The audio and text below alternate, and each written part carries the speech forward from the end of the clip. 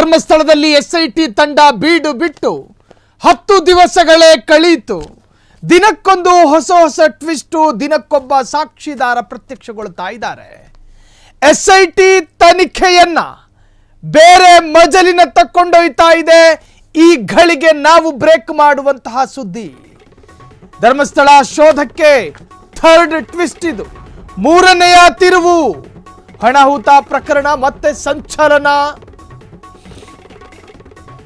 ಪೊಲೀಸರ ಮುಂದೆ 3ನೇ ಸಾಕ್ಷಿದಾರ ಅಥವಾ ದೂರುದಾರ ಪ್ರತ್ಯಕ್ಷ. ಅನಾಮಿಕನಿಂದ ಧರ್ಮಸ್ಥಳ ಪೊಲೀಸರಿಗೆ ದೂರು ಕೂಡ ದಾಖಲಾಗಿದೆ. ಹೆಸರು ಬಹಿರಂಗಪಡಿಸಲು ಇಚ್ಛಿಸದ ದೂರುದಾರ ಆತ.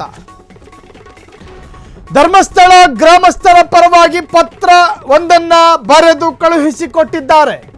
ಸಾಕ್ಷಿದಾರ ಹೆಣ ಹೂತಿದ್ದನ್ನು ನಾವು ನೋಡಿದ್ದೇವೆ. ಮುಸುಕುಧಾರಿ ಹೆಣ ಹೂತಿರೋದನ್ನು ನಾವು ನೋಡಿದ್ದೀವಿ.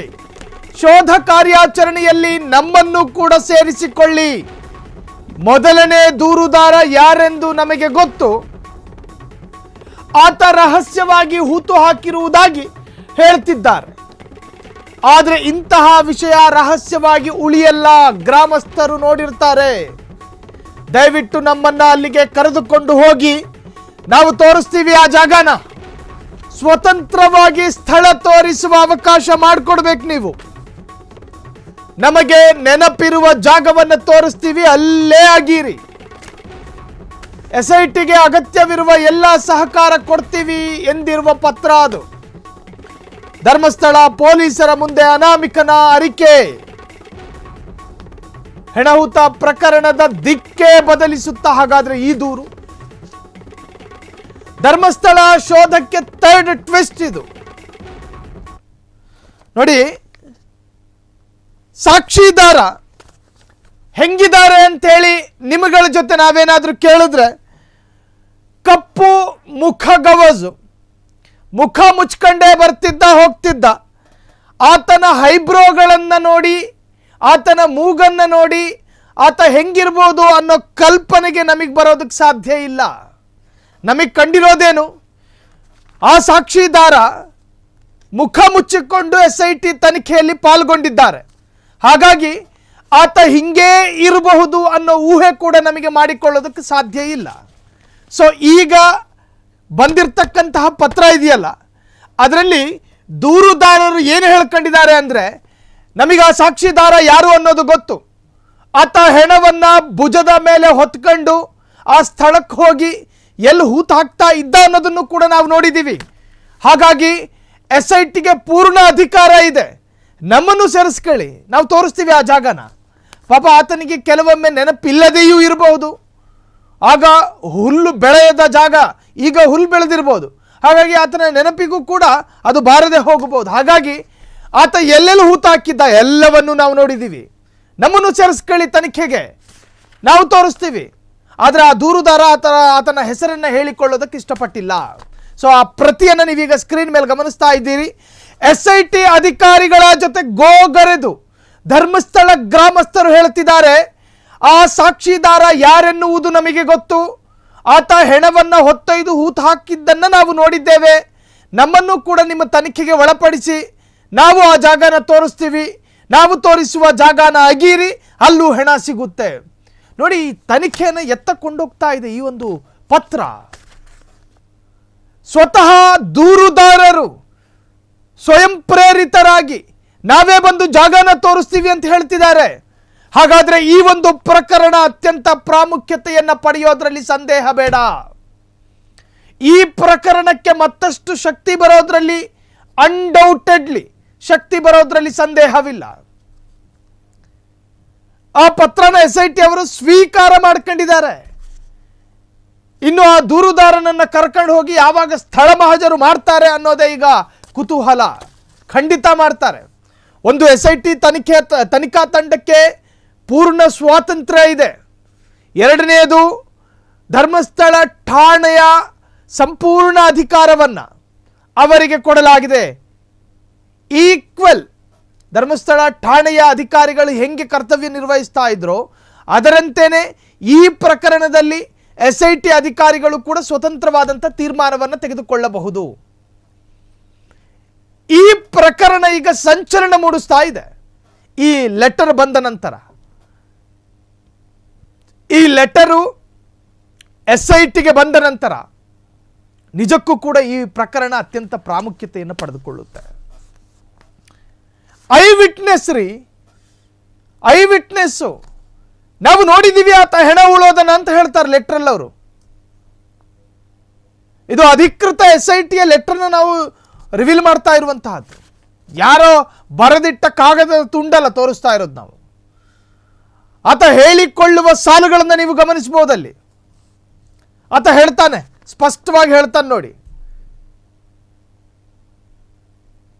ಸಾಕ್ಷಿದಾರ ಯಾರಿದಾನೋ ಆತನಿಗೊಂದು ಕಾಲ್ಪನಿಕ ಭೀಮ ಅನ್ನೋ ಹೆಸರನ್ನು ಕೂಡ ಇಡಲಾಗಿದೆ. ಆ ವ್ಯಕ್ತಿ ಅನೇಕ ಹೆಣಗಳನ್ನು ಹೊತ್ಕೊಂಡು ಹೋಗಿ ಧರ್ಮಸ್ಥಳದ ನಿರ್ಜನ ಪ್ರದೇಶದಲ್ಲಿ ಹೂತು ಹಾಕುತ್ತಿದ್ದ. ಆತನ ಭುಜದ ಮೇಲೆ ಹೊತ್ಕೊಂಡು ಹೋಗ್ತಾ ಇರೋದನ್ನು ನಾವು ಗಮನಿಸಿದ್ದೀವಿ. ನೀವೆಷ್ಟೇ ರಹಸ್ಯವಾಗಿಟ್ಟರೂ ಕೂಡ ಗ್ರಾಮಸ್ಥರಲ್ಲಿ ಆ ರಹಸ್ಯಗಳು ರಹಸ್ಯವಾಗಿ ಉಳಿದಿರೋದಿಲ್ಲ. ನೋಡ್ರಿ, ಧರ್ಮಸ್ಥಳ ಈಗಲೇ ಕಾಡು ಪ್ರದೇಶ. ಒಂದಷ್ಟು ಜಾಗ, ಈ ಸೌಜನ್ಯ ಮನೆಗೆ ಹೋಗೋ ಜಾಗನೆಲ್ಲ ನೀವು ಗಮನಿಸಿದ್ರೆ ಗೊತ್ತಾಗುತ್ತೆ, ಅತ್ಯಂತ ದಟ್ಟಾರಣ್ಯ ಅದು.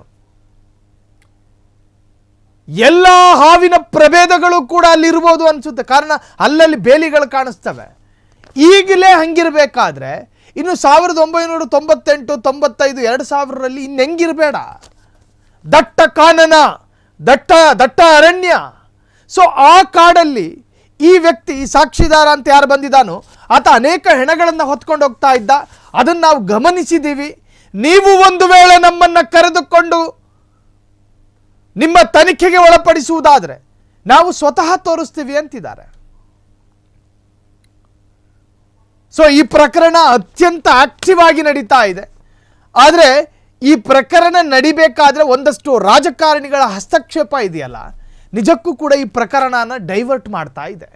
ನಿನ್ನೆ ನಮ್ಮ ರಾಜ್ಯದ ಆರೋಗ್ಯ ಸಚಿವರು ದಿನೇಶ್ ಗುಂಡೂರಾವ್ ಈ ಪ್ರಕರಣದ ಬಗ್ಗೆ ನನಗೆ ಹೇಳದೇ ಇರೋದಕ್ಕೆ ಸಾಧ್ಯ ಆಗ್ತಾ ಇಲ್ಲ, ಹೇಳಲೇಬೇಕು. ಈ ಪ್ರಕರಣ ಇಷ್ಟೊಂದು ಆಕ್ಟಿವ್ ಆಗಿ ನಡೀತಿರ್ಬೇಕಾದ್ರೆ ಆ ಹೇಳಿಕೆ ಅವಶ್ಯಕತೆ ಇತ್ತ? SITಯ ಮೇಲೆ ನಮಗೆ ಅಷ್ಟೊಂದು ದೊಡ್ಡ ಮಟ್ಟಿಗಿನ ನಿರೀಕ್ಷೆ ಏನು ಇಲ್ಲ. ಮಂಗಳೂರು ಪೊಲೀಸರ ಮೇಲೆ ನಮಗೆ ಭರವಸೆ ಇತ್ತು, ಅವರೇ ಮಾಡ್ತಾ ಇದ್ರು. ಆದರೆ ಎಡಪಂಥೀಯ ಸಂಘಟನೆಗಳ ಒತ್ತಡದ ಮೇಲೆ ನಾವು SITಯನ್ನು ರಚಿಸಿದ್ದೀವಿ ಅಂತ. ಸೊ ಇದು SIT ಅಧಿಕಾರಿಗಳನ್ನು ನಿರುತ್ಸಾಹಕ್ಕೆ ಒಳಪಡಿಸೋದಿಲ್ವಾ? ಈ ತರಹದೊಂದು ಸೂಕ್ಷ್ಮ ಹೇಳಿಕೆಯನ್ನು ಕೊಡಬೇಕಾದ್ರೆ ಒಂದಷ್ಟು ವಿವೇಚನೆಯನ್ನು ಬಳಸಬೇಕಿತ್ತಲ್ಲ.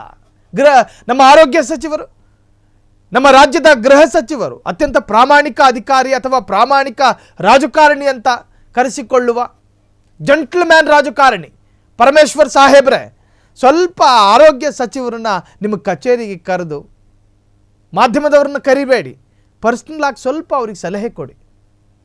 ಏನೋ ಹೇಳೋದು, ಅದಿನ್ಯಾವುದೋ ಒಂದು ತಿರುವನ್ನು ಪಡೆದುಕೊಳ್ಳೋದು ಯಾಕೆ ಬೇಕು? ತನಿಖೆ ಒಂದು ಪೂರ್ಣವಾಗಿ ನಡೀಲಿ. ಆ ತನಿಖೆಯ ಮಾರ್ಗಕ್ಕೆ ಯಾಕೆ ನೀವು ಕಲ್ಲು ಹಾಕ್ತೀರಿ? ಹೌದು, ನೀವು ದಕ್ಷಿಣ ಕನ್ನಡದ ಉಸ್ತುವಾರಿ, ಎಲ್ರಿಗೂ ಗೊತ್ತಿದೆ. ಅದನ್ನು ನೀವು ಹೀಗೆಲ್ಲ ಹೇಳಿಕೆ ಮುಖಾಂತರವಾಗಿ ಸಾಬೀತುಪಡಿಸೋದಕ್ಕೇನು ಪ್ರಯತ್ನ ಮಾಡೋದು ಅವಶ್ಯಕತೆ ಇಲ್ಲ. ದಿನೇಶ್ ಗುಂಡೂರಾವ್ ಅವರೇ, ನಿಮ್ಮ ಬಗ್ಗೆ ಮಂಗಳೂರಿನಲ್ಲೊಂದು ಸರ್ವೆ ಮಾಡಿ. ನಿಮ್ಮ ಉಸ್ತುವಾರಿ ಜವಾಬ್ದಾರಿ ಎಷ್ಟು ಜನರಿಗೆ ಇಷ್ಟ ಆಗಿದೆ ಅನ್ನೋದನ್ನು ನೀವೇ ಒಂದಷ್ಟು ಜನರನ್ನು ಬಿಟ್ಟು ಮಂಗಳೂರಲ್ಲಿ ಸರ್ವೆ ಮಾಡಿ. ನಿಮ್ಮನ್ನು ಎಷ್ಟು ಜನ ಮೆಚ್ಕೋತಾರೆ, ನಿಮ್ಮನ್ನು ಎಷ್ಟು ಜನ ಇಷ್ಟಪಡ್ತಾರೆ, ನಿಮ್ಮನ್ನು ಎಷ್ಟು ಜನ ಸ್ವೀಕಾರ ಮಾಡ್ತಾರೆ, ಇನ್ನೆಷ್ಟು ಜನ ನಿರಾಕರಣೆ ಮಾಡ್ತಾರೆ ಅನ್ನೋದು ನಿಮಗೆ ಗೊತ್ತಾಗುತ್ತೆ. ಅದನ್ನೆಲ್ಲ ಗೊತ್ತು ಮಾಡ್ಕೊಂಡು ಆಮೇಲೆ ನೀವು ಬೇಕಾದರೆ ಅಧಿಕೃತವಾದಂಥ ಹೇಳಿಕೆಯನ್ನು ಕೊಡಿ. ಸೊ ಇದು SITಗೆ ಸಂಬಂಧಪಟ್ಟಂತ ಒಂದಷ್ಟು ಸುದ್ದಿ. ಈಗ ಕ್ಷಣದ ಸುದ್ದಿಗಳಿಗಾಗಿ ಫ್ರೀಡಂ ಟಿವಿ ಸಬ್ಸ್ಕ್ರೈಬ್ ಮಾಡಿ, ಲೈಕ್ ಮಾಡಿ ಹಾಗೂ ಫಾಲೋ ಮಾಡಿ.